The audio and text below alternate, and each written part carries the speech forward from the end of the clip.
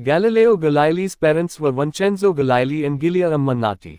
Vincenzo, who was born in Florence in 1520, was a teacher of music and a fine lute player. After studying music in Venice, he carried out experiments on strings to support his musical theories. Giulia, who was born in Pescia, married Vincenzo in 1563 and they made their home in the countryside near Pisa. Galileo was their first child and spent his early years with his family in Pisa.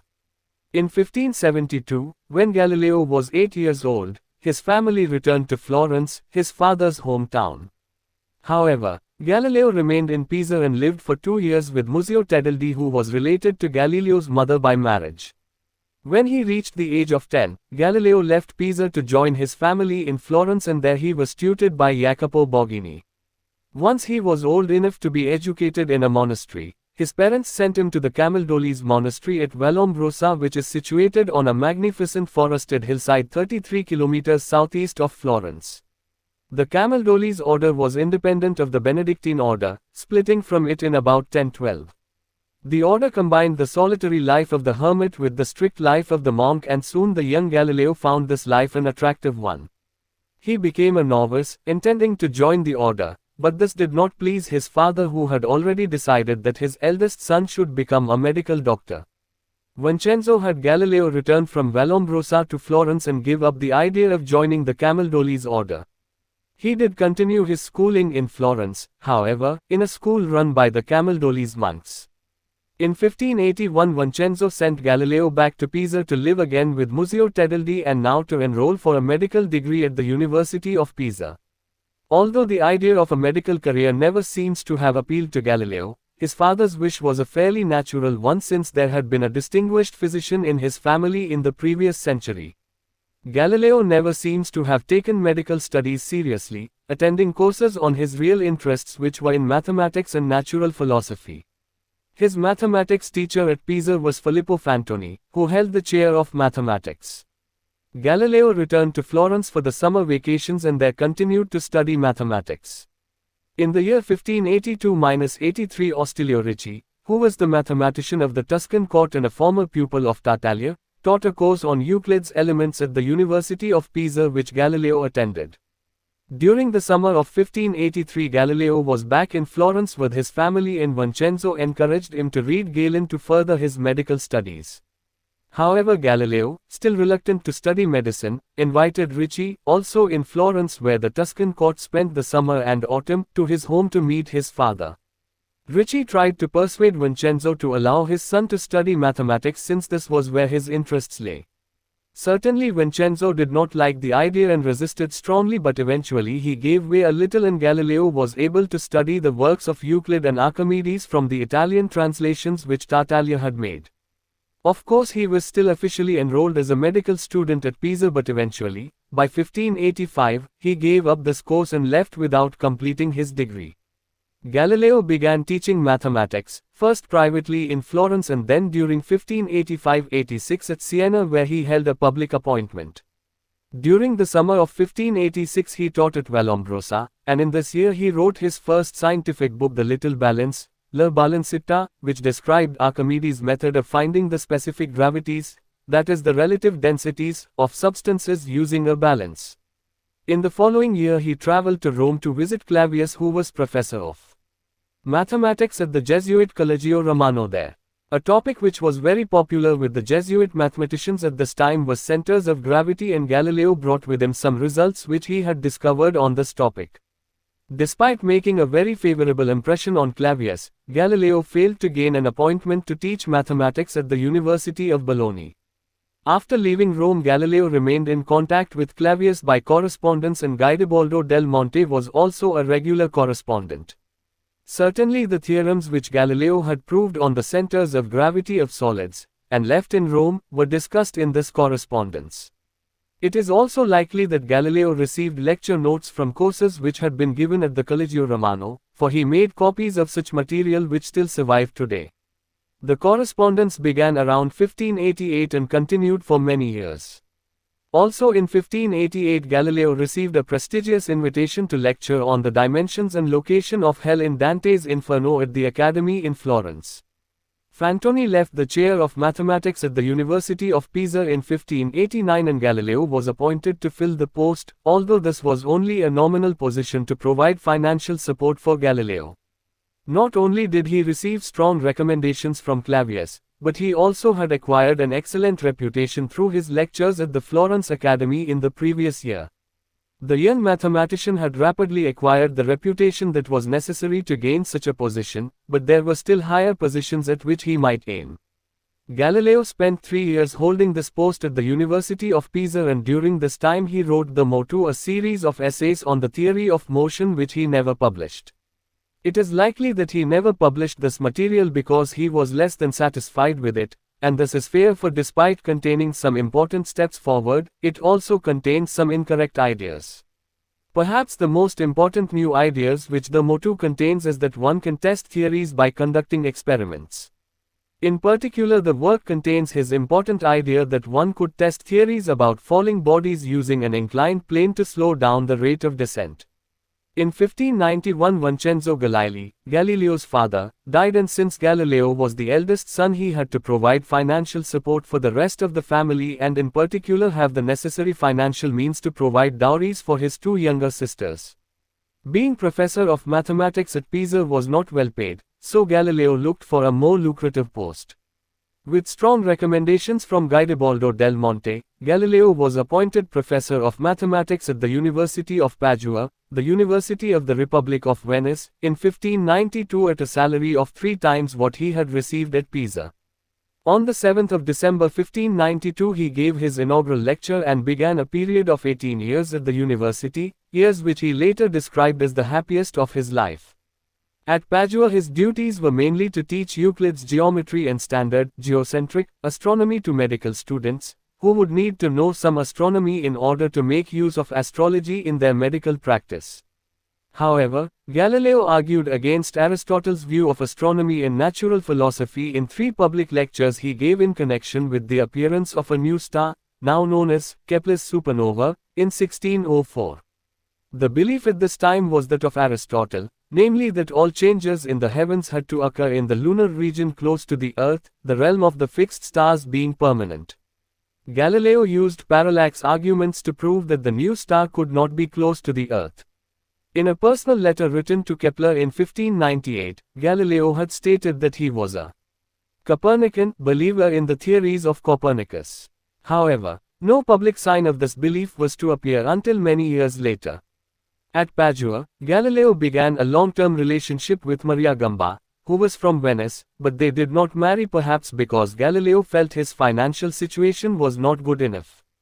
In 1600 their first child Virginia was born, followed by a second daughter Livia in the following year. In 1606 their son Vincenzo was born. We mentioned above an error in Galileo's theory of motion as he set it out in the Motu around 1590.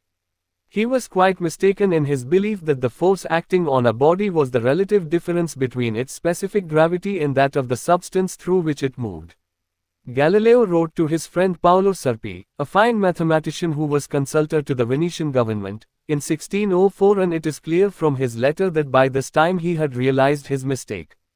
In fact, he had returned to work on the theory of motion in 1602, and over the following 2 years, through his study of inclined planes and the pendulum, he had formulated the correct law of falling bodies and had worked out that a projectile follows a parabolic path. However, these famous results would not be published for another 35 years. In May 1609, Galileo received a letter from Paolo Serpi telling him about a spyglass that a Dutchman had shown in Venice. Galileo wrote in the Starry Messenger, Sidereus Nuncius, in April 1610. About 10 months ago a report reached my ears that a certain Fleming had constructed a spyglass by means of which visible objects, though very distant from the eye of the observer, were distinctly seen as if nearby. Of this truly remarkable effect several experiences were related, to which some persons believed while others denied them. A few days later the report was confirmed by a letter I received from a Frenchman in Paris, Jacques Badover, which caused me to apply myself wholeheartedly to investigate means by which I might arrive at the invention of a similar instrument. This I did soon afterwards, my basis being the doctrine of refraction. From these reports, and using his own technical skills as a mathematician and as a craftsman, Galileo began to make a series of telescopes whose optical performance was much better than that of the Dutch instrument. His first telescope was made from available lenses and gave a magnification of about 4 times. To improve on this, Galileo learned how to grind and polish his own lenses, and by August 1609 he had an instrument with a magnification of around 8 or 9. Galileo immediately saw the commercial and military applications of his telescope, which he called a Perspicillum, for ships at sea. He kept Serpi informed of his progress, and Serpi arranged a demonstration for the Venetian Senate. They were very impressed, and, in return for a large increase in his salary, Galileo gave the sole rights for the manufacture of telescopes to the Venetian Senate. It seems a particularly good move on his part, since he must have known that such rights were meaningless, particularly since he always acknowledged that the telescope was not his invention. By the end of 1609, Galileo had turned his telescope on the night sky and began to make remarkable discoveries. Swerdlow writes, c. 16. In about 2 months, December and January, he made more discoveries that changed the world than anyone has ever made before or since. The astronomical discoveries he made with his telescopes were described in a short book called The Starry Messenger, published in Venice in May 1610. This work caused a sensation. Galileo claimed to have seen mountains on the moon, to have proved the Milky Way was made up of tiny stars, and to have seen 4 small bodies orbiting Jupiter. These last, with an eye to getting a position in Florence, he quickly named the Medicine Stars. He had also sent Cosimo de' Medici, the Grand Duke of Tuscany, an excellent telescope for himself. The Venetian Senate, perhaps realizing that the rights to manufacture telescopes that Galileo had given them were worthless, froze his salary. However, he had succeeded in impressing Cosimo, and, in June 1610, only a month after his famous little book was published, Galileo resigned his post at Padua and became chief mathematician at the University of Pisa, without any teaching duties, and, mathematician and philosopher, to the Grand Duke of Tuscany. In 1611 he visited Rome, where he was treated as a leading celebrity. The Collegio Romano put on a grand dinner with speeches to honor Galileo's remarkable discoveries. He was also made a member of the Accademia dei Lincei, in fact the 6th member, and this was an honor which was especially important to Galileo, who signed himself, Galileo Galilei Linso, from this time on. While in Rome, and after his return to Florence, Galileo continued to make observations with his telescope. Already in the Starry Messenger he had given rough periods of the 4 moons of Jupiter, but more precise calculations were certainly not easy, since it was difficult to identify from an observation which moon was I, which was 2, which 3, and which IV. He made a long series of observations and was able to give accurate periods by 1612. At one stage in the calculations he became very puzzled, since the data he had recorded seemed inconsistent, but he had forgotten to take into account the motion of the Earth round the Sun. Galileo first turned his telescope on Saturn on the 25th of July 1610, and it appeared as 3 bodies. His telescope was not good enough to show the rings, but made them appear as lobes on either side of the planet.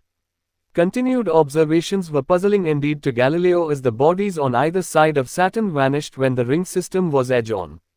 Also in 1610 he discovered that, when seen in the telescope, the planet Venus showed phases like those of the Moon, and therefore must orbit the Sun, not the Earth. This did not enable one to decide between the Copernican system, in which everything goes round the Sun, and that proposed by Tycho Brahe, in which everything but the Earth and Moon goes round the Sun, which in turn goes round the Earth. Most astronomers of the time in fact favored Brahe's system, and indeed distinguishing between the two by experiment was beyond the instruments of the day. However, Galileo knew that all his discoveries were evidence for Copernicanism, although not a proof. In fact, it was his theory of falling bodies which was the most significant in this respect, for opponents of a moving Earth argued that if the Earth rotated and a body was dropped from a tower, it should fall behind the tower as the Earth rotated while it fell. Since this was not observed in practice, this was taken as strong evidence that the Earth was stationary. However, Galileo already knew that a body would fall in the observed manner on a rotating Earth. Other observations made by Galileo included the observation of sunspots. He reported these in Discourse on Floating Bodies, which he published in 1612, and more fully in Letters on the Sunspots, which appeared in 1613. In the following year his two daughters entered the Franciscan convent of St. Matthew outside Florence, Virginia, taking the name Sister Maria Celeste and Livia the name Sister Archangela. Since they had been born outside of marriage, Galileo believed that they themselves should never marry. Although Galileo put forward many revolutionary correct theories, he was not correct in all cases. In particular, when three comets appeared in 1618, he became involved in a controversy regarding the nature of comets. He argued that they were close to the Earth and caused by optical refraction. A serious consequence of this unfortunate argument was that the Jesuits began to see Galileo as a dangerous opponent. Despite his private support for Copernicanism, Galileo tried to avoid controversy by not making public statements on the issue. However, he was drawn into the controversy through Castelli, who had been appointed to the chair of mathematics in Pisa in 1613. Castelli had been a student of Galileo's, and he was also a supporter of Copernicus. At a meeting in the Medici Palace in Florence in December 1613 with the Grand Duke Cosimo II and his mother the Grand Duchess Christina of Lorraine, Castelli was asked to explain the apparent contradictions between the Copernican theory and Holy Scripture. Castelli defended the Copernican position vigorously and wrote to Galileo afterwards telling him how successful he had been in putting the arguments. Galileo, less convinced that Castelli had won the argument, wrote letter to Castelli to him arguing that the Bible had to be interpreted in the light of what science had shown to be true. Galileo had several opponents in Florence, and they made sure that a copy of the letter to Castelli was sent to the Inquisition in Rome. However, after examining its contents, they found little to which they could object. The Catholic Church's most important figure at this time in dealing with interpretations of the Holy Scripture was Cardinal Robert Bellarmine. He seems at this time to have seen little reason for the Church to be concerned regarding the Copernican theory. The point at issue was whether Copernicus had simply put forward a mathematical theory which enabled the calculation of the positions of the heavenly bodies to be made more simply, or whether he was proposing a physical reality. At this time, Bellarmine viewed the theory as an elegant mathematical one which did not threaten the established Christian belief regarding the structure of the universe. In 1616, Galileo wrote the letter to the Grand Duchess which vigorously attacked the followers of Aristotle. In this work, which he addressed to the Grand Duchess Christina of Lorraine, he argued strongly for a non-literal interpretation of Holy Scripture when the literal interpretation would contradict facts about the physical world proved by mathematical science. In this, Galileo stated quite clearly that for him the Copernican theory is not just a mathematical calculating tool, but is a physical reality. I hold that the sun is located at the center of the revolutions of the heavenly orbs and does not change place, and that the earth rotates on itself and moves around it. Moreover, I confirm this view not only by refuting Ptolemy's and Aristotle's arguments, but also by producing many for the other side, especially some pertaining to physical effects whose causes perhaps cannot be determined in any other way, and other astronomical discoveries. These discoveries clearly confute the Ptolemaic system, and they agree admirably with this other position and confirm it. Pope Paul V ordered Bellarmine to have the Sacred Congregation of the Index decide on the Copernican theory. The cardinals of the Inquisition met on the 24th of February 1616 and took evidence from theological experts.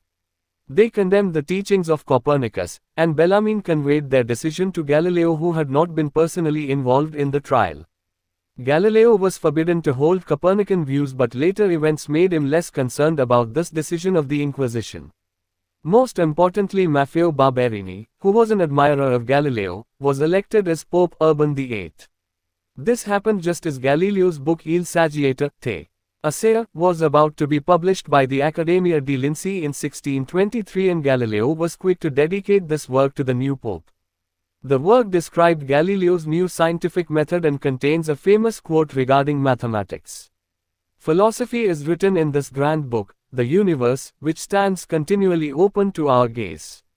But the book cannot be understood unless one first learns to comprehend the language and read the characters in which it is written.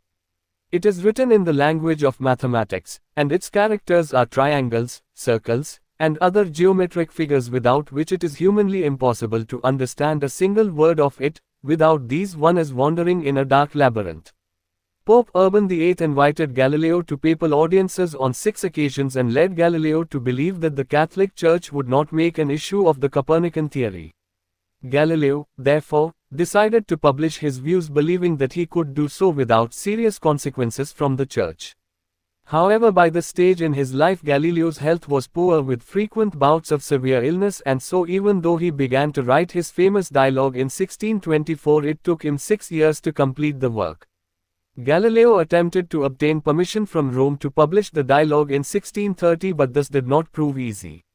Eventually he received permission from Florence, and not Rome. In February 1632, Galileo published dialogue concerning the two chief systems of the world, Ptolemaic and Copernican. It takes the form of a dialogue between Salviati, who argues for the Copernican system, and Simplicio, who is an Aristotelian philosopher. The climax of the book is an argument by Salviati that the earth moves, which was based on Galileo's theory of the tides. Galileo's theory of the tides was entirely false despite being postulated after Kepler had already put forward the correct explanation. It was unfortunate, given the remarkable truths the dialogue supported, that the argument which Galileo thought to give the strongest proof of Copernicus's theory should be incorrect. Shortly after publication of dialogue concerning the two chief systems of the world, Ptolemaic and Copernican, the Inquisition banned its sale and ordered Galileo to appear in Rome before them. Illness prevented him from traveling to Rome until 1633. Galileo's accusation at the trial which followed was that he had breached the conditions laid down by the Inquisition in 1616. However, a different version of this decision was produced at the trial rather than the one Galileo had been given at the time. The truth of the Copernican theory was not an issue, therefore. It was taken as a fact at the trial that this theory was false. This was logical, of course, since the judgment of 1616 had declared it totally false. Found guilty, Galileo was condemned to lifelong imprisonment, but the sentence was carried out somewhat sympathetically and it amounted to house arrest rather than a prison sentence. He was able to live first with the Archbishop of Siena, then later to return to his home in Arcetri, near Florence, but had to spend the rest of his life watched over by officers from the Inquisition. In 1634 he suffered a severe blow when his daughter Virginia, Sister Maria Celeste, died. She had been a great support to her father through his illnesses, and Galileo was shattered and could not work for many months. When he did manage to restart work, he began to write discourses and mathematical demonstrations concerning the two new sciences. After Galileo had completed work on the discourses, it was smuggled out of Italy, and taken to Leiden in Holland, where it was published. It was his most rigorous mathematical work which treated problems on impetus, moments, and centers of gravity. Much of this work went back to the unpublished ideas in the Motu from around 1590 and the improvements which he had worked out during 1602–1604. In the discourses he developed his ideas of the inclined plane writing. I assume that the speed acquired by the same movable object over different inclinations of the plane are equal whenever the heights of those planes are equal. He then described an experiment using a pendulum to verify his property of inclined planes and used these ideas to give a theorem on acceleration of bodies in free fall. The time in which a certain distance is traversed by an object moving under uniform acceleration from rest is equal to the time in which the same distance would be traversed by the same movable object moving at a uniform speed of 1/2 the maximum and final speed of the previous uniformly accelerated motion. After giving further results of this type, he gives his famous result that the distance that a body moves from rest under uniform acceleration is proportional to the square of the time taken. One would expect that Galileo's understanding of the pendulum, which he had since he was a young man, would have led him to design a pendulum clock. In fact, he only seems to have thought of this possibility near the end of his life, and around 1640 he did design the first pendulum clock. Galileo died in early 1642, but the significance of his clock design was certainly realized by his son Vincenzo, who tried to make a clock to Galileo's plan, but failed. It was a sad end for so great a man to die condemned of heresy.